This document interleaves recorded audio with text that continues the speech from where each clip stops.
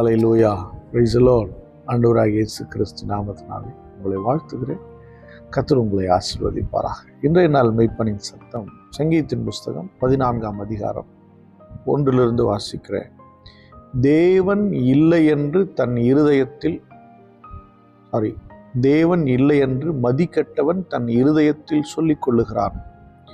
அவர்கள் தங்களை கெடுத்து அருவருப்பான கிரியைகளை செய்து வருகிறார்கள். நன்மை செய்கிறவன் ஒருவனும் இல்லை. தேவனை தேடுகிற உணர்வுள்ளவன் உண்டோ என்று பார்க்க கர்த்தர் பரலோகத்திலிருந்து மனுபுத்திரரை கண்ணோக்கினார். எல்லாரும் வழிவிலகி ஏகமாய் கெட்டு போனார்கள். நன்மை செய்கிறவர் ஒருவனும் இல்லை. ஹல்லேலூயா. தேவன் இல்லை என்று யார் சொல்றான்னா மதிக்கட்டவன் சொல்றான். காலங்கள் விஞ்ஞான வளர்ச்சி பெருகிறது.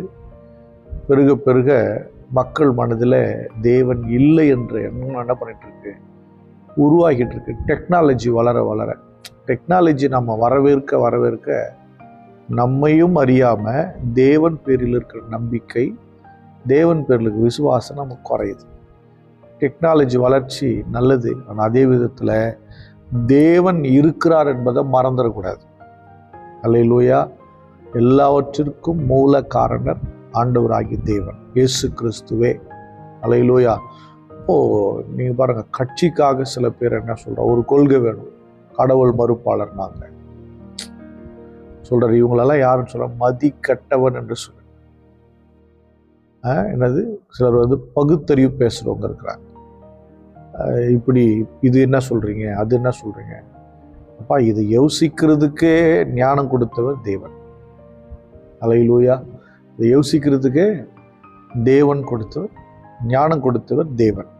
நீங்கள் உலகத்தில் இருக்கிற எந்த படைப்பானாலும் சரி, ஒன்றை பார்த்து தான் நீங்கள் பண்ணியிருக்கீங்க. சொல்லுவாங்க பாருங்கள், ஒரு பிராண்டட் ப்ராடக்ட் வந்துச்சுன்னா அதுக்கு அடுத்தது ஒரு ஃபஸ்ட்டு காப்பின்னுவாங்க, டூப்ளிகேட் போடுவான். ஃபஸ்ட்டு காப்பி ஆல்மோஸ்ட் எல்லாமே 90% ஒரிஜினல் மாதிரியே இருக்கும், ஆனால் விலை கம்மியாக கிடைக்கும், சீப்பாக கிடைக்கும்.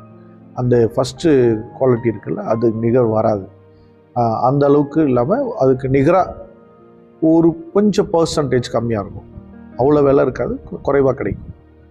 அதே போல் இன்றைக்கி மக்கள் ரோபாட்டை உருவாக்கியிருக்காங்க. ரோபாட் பார்த்திங்கன்னா ஆல்மோஸ்ட் இன்றைக்கி மனுஷனை மாதிரியே வேலை செய்யக்கூடிய எல்லாத்தையும் ரெடி பண்ணிகிட்ருக்கான்.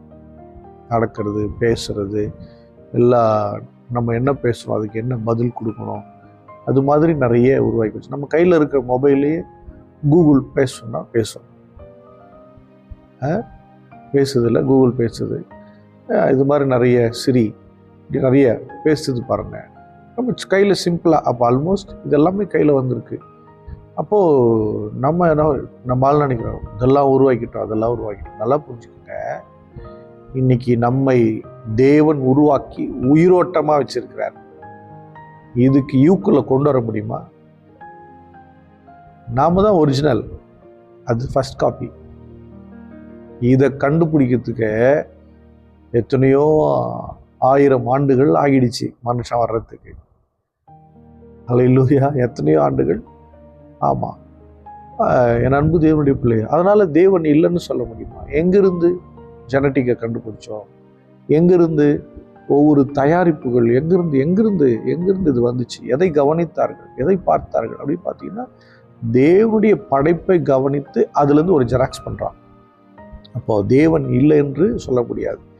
அதனால் தேவன் இல்லைங்கிறவன் தான் இஷ்டப்படி வாழ்கிறான். தவறான விபச்சாரம், வேசித்தனம், பொல்லாத வாழ்வு, அருவருப்பு, கோபம், எரிச்சல், கொலைவெறிகள், இவங்களுக்கு மைண்ட்லலாம் தேவன் இல்லை. தேவன் இருக்கிறாருங்கிற உணர்வு வந்துச்சுன்னா பாவம் செய்யாமல் இருப்பான். சொல்கிறாரு, அந்த உணர்வே இல்லைப்பா அவங்களுக்கு. எல்லாரும் வழி விலகி ஏகமாய் கெட்டு இந்த காலங்களில் அப்படி தான் மக்கள் தவறான வாழ்க்கையை, பொல்லாத வாழ்க்கையை தண்ணீரை போல குடிக்கிறான். நன்மை செய்கிறவன் ஒருவனாகிலும் இல்லை. அது நன்மை செய்து கொடுத்தது அடுத்தவங்களுக்கு தெரியாது, செஞ்சது அடுத்தவங்களுக்கு தெரியாது. இன்றைக்கி வீடியோ போடுறான், இன்றைக்கி ஃபோட்டோஸ் எடுத்து வேர்ல்டு லெவலில் இந்த பாருங்கள் இப்படி ஒரு கொரோனா காலத்தில் நடந்த கேடான விஷயம். ஒரு பாக்கெட் பிரியாணி கொடுத்துக்கிட்டு இப்படி ஃபோட்டோ எடுத்துகிட்டு எவ்வளோ அசிங்கம் இல்லை?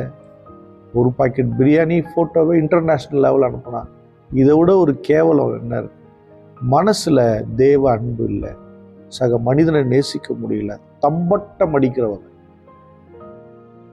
செய்த உதவிகளை நன்மைகளை தம்பட்டம் அடிச்சு ஊரு ஃபுல்லாக பிரசித்தப்படுத்துகிறவங்கள சொல்கிறாரு, இவன் யாருன்னா மதிகட்டவன் என்று சொல்லுகிறார். அல்லேலூயா. எல்லோரும் வழிகளை கெட்டு போனார். ஆனால் இயேசு கிறிஸ்துவை ஏற்றுக்கொண்டவன், அவன் இரத்தத்தினால கழுவப்பட்டவன், இப்படிப்பட்ட ஒரு வாழ்க்கையை வாழக்கூடாது என்று சொல்ல வருகிறேன். அவர்கள் தேவனை விசுவாசிக்கிறார்கள், தேவனை நம்புகிறார்கள், ஏழைகளுக்கு இறங்கி உதவி செய்கிறார்கள். நிறைய ட்ரஸ்டர்ஸ் சைலண்டாக, நிறைய ஊழியக்காரர், நிறைய தேவனுடைய பிள்ளைகள் உதவி செய்கிறது சைலண்டாக செஞ்சுட்டு கூட வெளியே மூச்சு கூட தெரியாது. பல லட்சங்கள் கோடிகளை செய்கிறவங்க இருக்கிறாங்க, சைலண்டாக செஞ்சுட்டு போயிடுவாங்க. எனக்கு அன்பான தேவனுடைய பிள்ளை, நீங்கள் அப்படிப்பட்ட ஒரு காரியத்தை நீங்கள் செய்வீங்கன்னா கர்த்தர் உங்களை ஆசீர்வதிப்பார். ஸ்தோத்திரம் பண்ணுவாங்க. ஸ்தோத்திரம் ஸ்தோத்திரம். தேவன் இல்லை என்று ஒரு கூட்டம் கொக்கரிக்கிறது. ஆண்டவரே, பாவம் செய்ய துணிகரம் கொண்டு ஒரு கூட்டம் கொக்கரிக்கிறது. தேவரீர் நீதிமான்களை எழுப்புங்க. ஸ்தோத்திரம் ஸ்தோத்திரம் ஸ்தோத்திரம். அன்பின் பிதாவை ஸ்தோத்திரிக்கிறார். எல்லாரும் வழி விலகி ஏகமாய் கெட்டு போனால் என்று அங்கலாய்க்கிறதே வேதம். ஆண்டவரே, உடைய வார்த்தைகள், உடைய பரிசுத்த ரத்தம் உடைய பிள்ளைகளை நீதிமான்களாக்கட்டும். உமக்கென்று ஆண்டவரே கர்த்தாவை எழும்பட்ட ஆண்டவரே, தேவன் இருக்கிறார், அவர் ராஜரீகம் பண்ணுகிறார், அவருடைய ராஜ்யம் என்றைக்கும் நிற்கிறது, அவர் வல்லமையும் மகிமையும் விளங்கும் என்று சொல்லி பறைசாற்றுகிறவர்களை எழுப்புங்க ஆண்டவரே. பார்க்கிற பிள்ளைகளை அப்படியே எழுப்புங்க, எங்களை எழுப்புங்க, ஆசீர்வதிங்க. இயேசு கிறிஸ்துவின் நாமத்தினால் ஜெபிக்கிறேன், ஜீவனுள்ள நல்ல பிதாவே. ஆமென். God bless you. Bye bye.